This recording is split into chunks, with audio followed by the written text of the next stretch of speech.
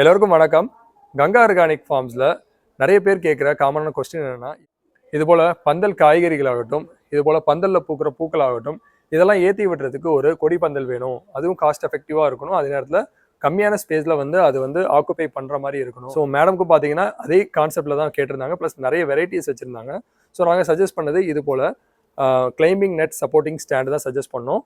இதில் பார்த்தீங்கன்னா 2 டைப் இருக்குது. ஒன்று 4 லெக்குடு, இன்னொன்று வந்து 6 லெக்குடு. இதை பற்றின மேலும் விவரங்கள் தெரிஞ்சுக்கணும்னா கீழே கமெண்ட்டில் கேளுங்க.